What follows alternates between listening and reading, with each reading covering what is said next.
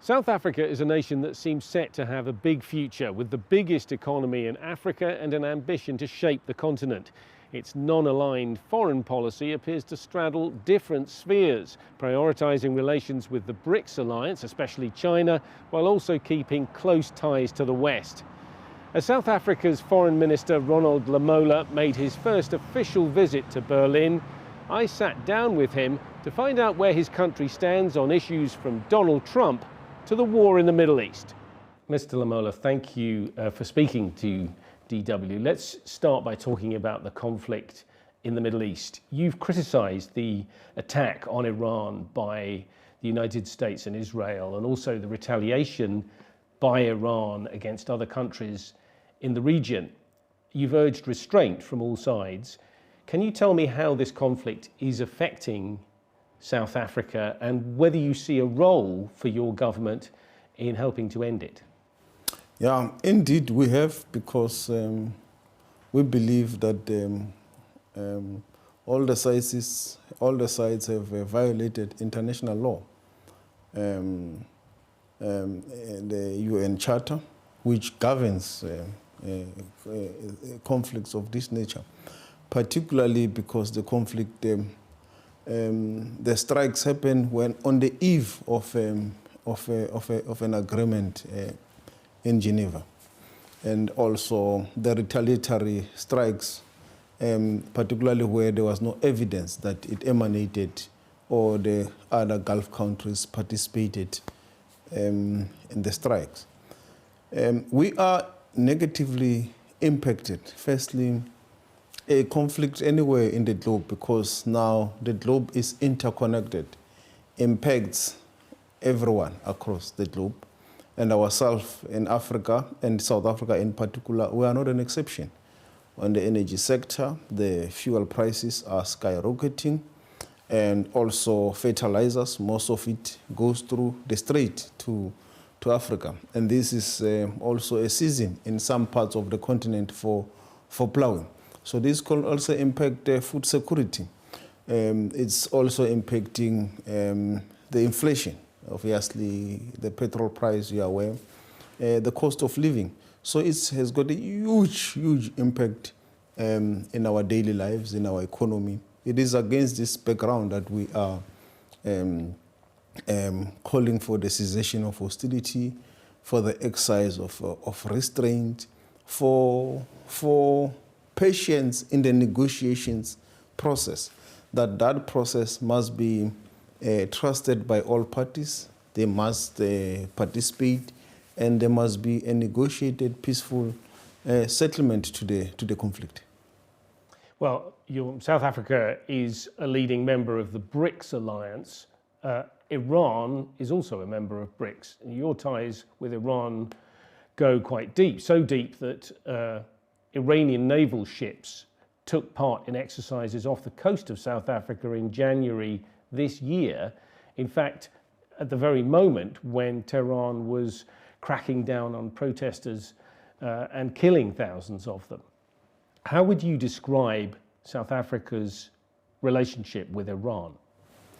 Yeah, we, as you have heard, our views on the conflict and the matter at hand is anchored on international law.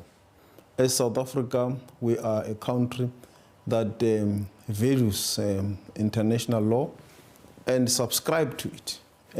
In fact, we are a country that wants to vindicate the international rule of law. As you have correctly stated, indeed, we are part of BRICS. And the BRICS is a developmental partnership that many countries are participating in, including Iran. And the issue of the naval bases participating in our country is not a unique thing that does not happen with any other. We also do it with many other countries across the globe, including Germany and other countries of the globe. But this remains a subject of investigation. As you are aware, our president has initiated a commission to look into the matter. So our relations with Iran is on the basis of bilateral relations that are historical, which also goes to other various multilateral platforms, the UN, BRICS, and so forth. But you will also be aware, and this is one of the issues we always raise, that South Africa is one of the countries that voluntarily gave up its nuclear weapons. We are currently only using it for civilian use, for energy, and also for medicinal use with regards to cancer patients. And we have been very consistent at the International Atomic Agency conferences and boards meetings about the need for a world free of nuclear from all parties across the globe. And where there is nuclear, there must be regulations that countries of the world subscribes to.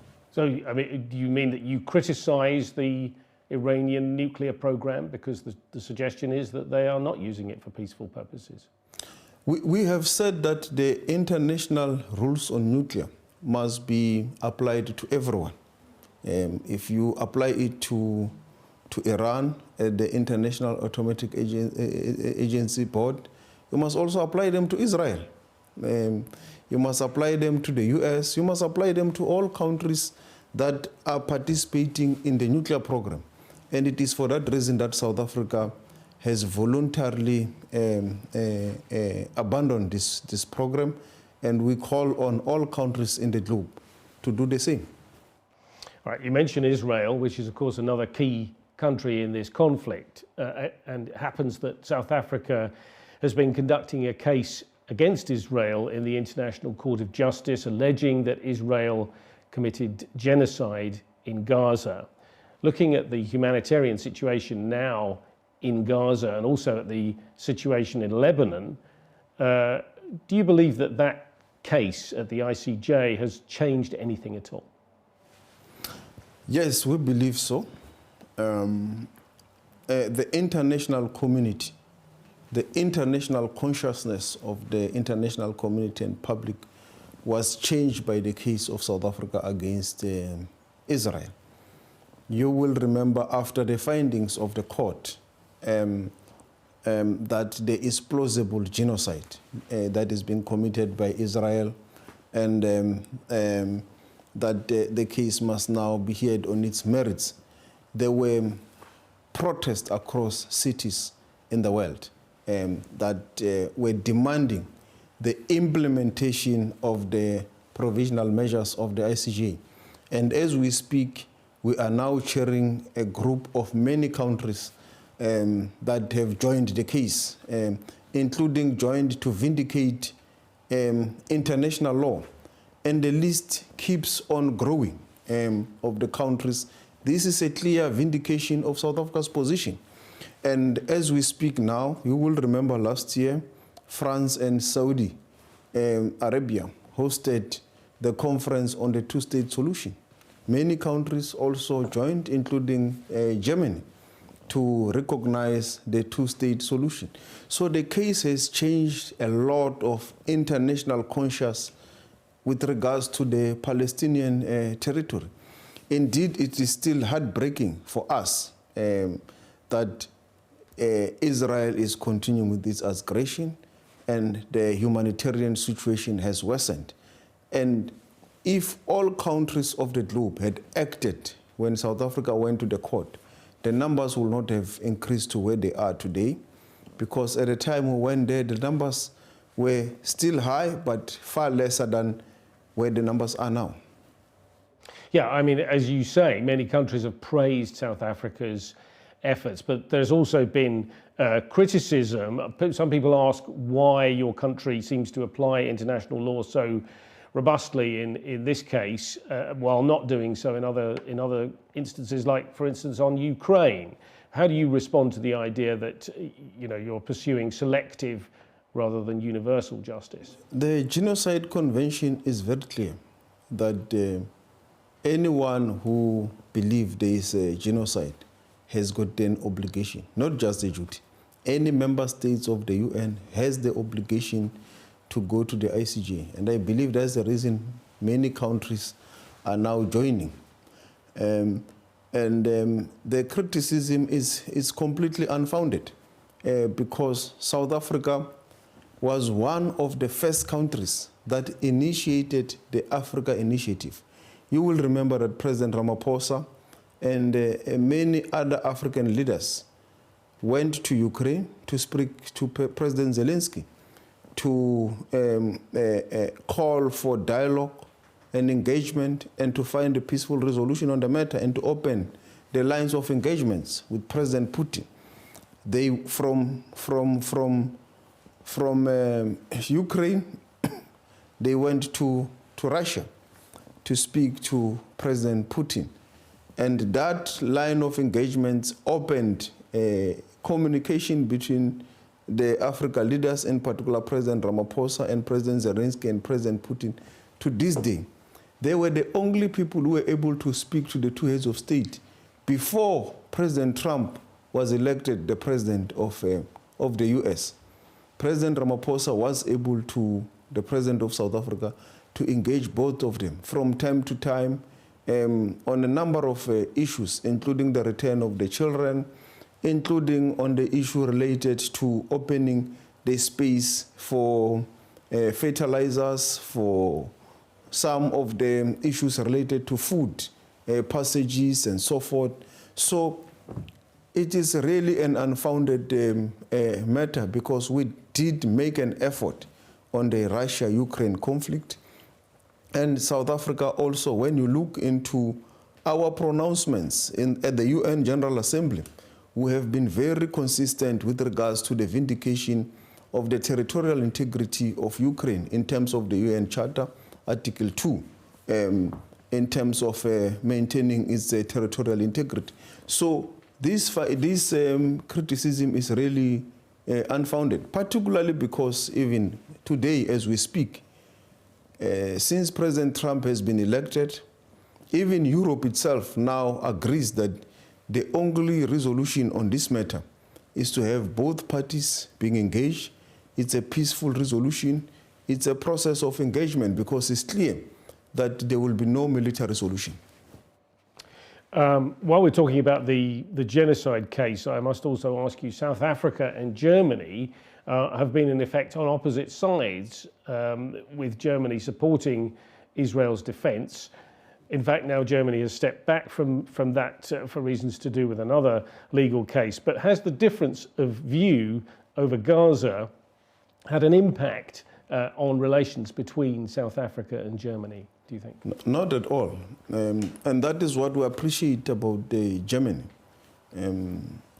that they respect our views, which is part of the free world. The values we share. We agree that on this, we don't agree, we don't see it the same. And they respect our view. They are not imposing their view on South Africa in terms of our foreign policy, in terms of our domestic policy.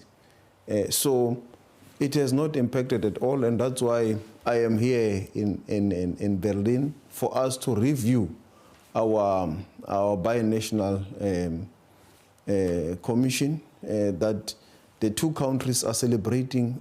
It's 30 years now since President Mandela effected the BNC with Germany. So it is historic, and there is tangible outcomes that will be actionable, but also there is a lived history between Germany and South Africa in terms of our economies being intertwined in the various sectors of South Africa's economy and also in the various sectors of the German economy. The genocide case against Israel has also seriously strained relations between South Africa and the Trump administration. And this is a troubled relationship, to say the least. You've got Donald Trump, for instance, his repeated claims that white Afrikaners are being persecuted by your government. And in fact, he's even talked about genocide against white farmers. These kind of tensions have gone so far that Trump excluded South Africa from some of the meetings of the G20 this year. The US is holding the presidency of the G20 this year, isn't it? So how bad are things between Pretoria and Washington right now? Yeah, I think that is the contrast. With Germany, they respect our views. They are not interfering on our domestic issues, including on our foreign policy. With the US, they want to impose their view on us with regards to the ICJ, as you have already said, including the domestic issue of the Afrikaners. When the whole world knows that it's a lie, it's not true, it's a clear misrepresentation, or it's fake news that there is a genocide against white Afrikaners. The people of Germany visit South Africa. They are one of the highest visitors of South Africa. They know it's not true. Everyone knows, and they enjoy their stay when they're in our country. So this is the contrast of our relations with Washington. But in South Africa, we have said that we value our relations with Washington. It's a strategic partner. It's our second biggest trading partner. American companies are investing in our economy. And I can tell you, they have got no problem with BEE. American companies are investing because the rules are clear, the laws are very clear, and they are complying. And the BEE equivalent is also an innovation that came about as a result of a suggestion from American companies. So even German companies are investing in our country because of these clear rules that are there. They are participating in our economy, and they are welcome. We welcome American companies. You can name them in their numbers. They are in South Africa. As we are seated here, they are continuing to invest in our economy. So the people-to-people relations between South Africa and Germany and America is growing. In fact, in 2025, the highest number of tourists in terms of our history were Americans that visited South Africa.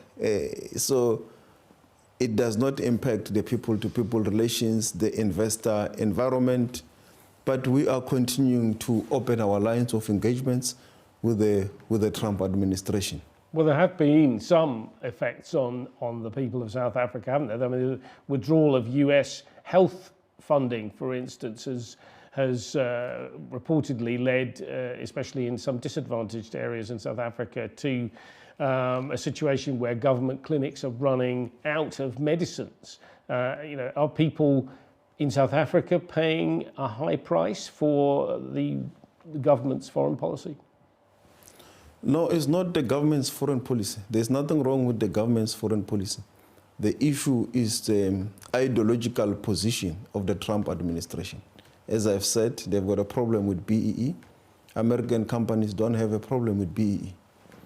And also the issue of genocide that is non-existent. So it's not the foreign policy of South Africa against the white Afrikaners, but also in relations to the HIV and AIDS support. When the HIV/AIDS program started in South Africa, we put a clear incremental path in terms of our budget. By the time the Trump administration cut the aid, we're at 80% of South African government being able to pay for the HIV and AIDS medication, the ARVs and any other medication. We run the biggest HIV and AIDS program in the world. So you'll understand, if we're able to carry 80% of that, it means that the South African government has taken these initiatives very serious. And we don't deny that 20% was also significant. It was huge. Indeed, it has impacted some, but we are working with all the sectors to mitigate that situation, and we are continuing to be able to mitigate it with all our partners. I mentioned those joint naval exercises in January with ships from South Africa and Iran and also Russia, and the whole thing was led by China.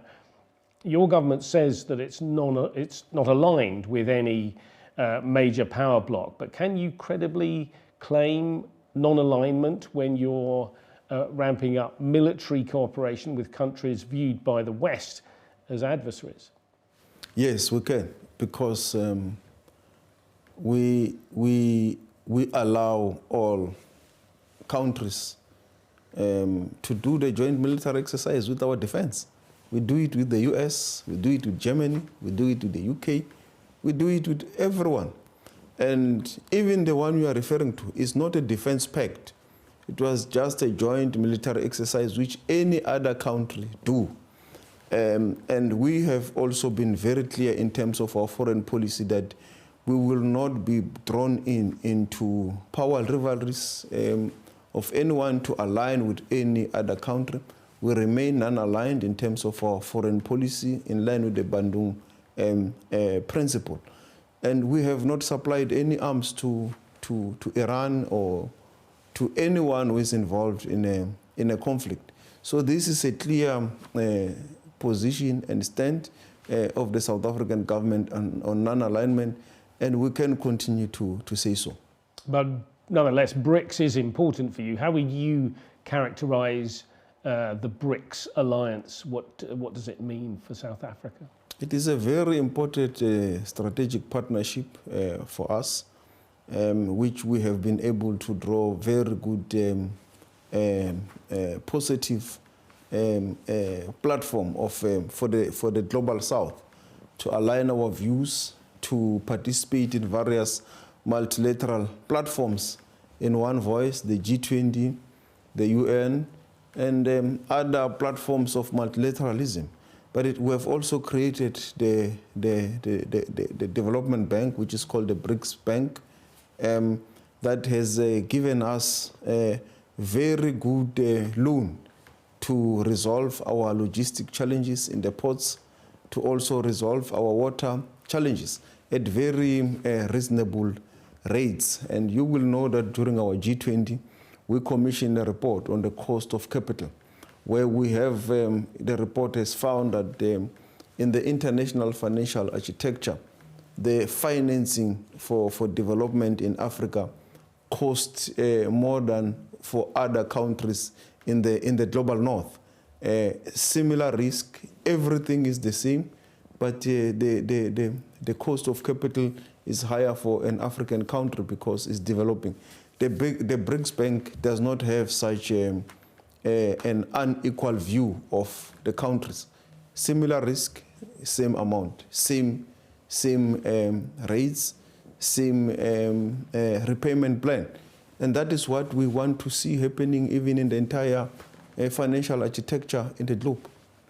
You've been in Berlin this week discussing cooperation with Germany on things like green technologies and minerals. For instance, Germany's agreed to give South Africa 200 million euros for a climate loan. Given your differences with the US, is Germany and Europe now Pretoria's most reliable Western partner?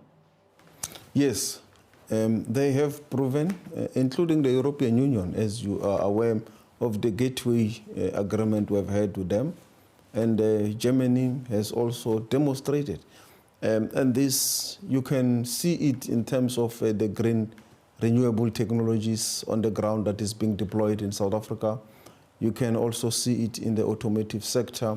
And the renewable platform for us is an important vehicle because South Africa is currently in the process of also building transmission lines. And the European Union, Germany are coming into the party, not only in terms of the concessional loans, but also in terms of the skills, in terms of the technical know-how, which we welcome. And it will also help us to industrialize in our own country, because most of this will be done in South Africa, will enable us to bring our youthful population to work in the energy sector, to develop and learn from the German engineering. And in this platform, as we have a youthful population in South Africa and also in the entirety of the continent. So it's a mutual beneficial relationship that we are building on and we want to see grow. As you mentioned before, this year sees 30 years of the binational commission in which Germany and South Africa coordinate activities on things like the economy and science, education and culture. What can Germany and South Africa do together to make a difference to people now and perhaps even to restore some calm to the international picture? Yeah, I think in South Africa we are admiring the German vocational training program. We think this is a platform which our youthful population can gain a lot of skills and a lot of development, because as you are aware, you studied from your early childhood or high school platform. And we usually studied at the vocational training, which is above high school, with a very few high school that have it. But we're looking at how we can augment this platform and make it more bigger than it is now, to enable us to bridge the gap between the skills and also the jobs and the industry. And we believe that Germany, we share a lot internationally in terms of the rule of law, in terms of the UN Charter. We share similar values: free world, independent judiciary. We think this is what we need to build on, to anchor international law, to anchor these values that have been built and that have served the world well since the Second World War, particularly at the multilateral platforms of the UN. So we will want to see us being more vocal on the affirmation of multilateral platforms of the UN, of the AU, and also of the role of South Africa as a member of the G20. So these are issues that we think that we need to continue to build on. Finally, I appreciate you are a foreign minister, this is your area, but in South Africa, perhaps particularly in the townships, there are people who say the government gives more attention to issues like Gaza and Iran than to poverty, unemployment and crime in South Africa itself. What would you say to those people? Yeah, I would say it's a very cynical view. The budget of DERCO is 7 billion rands.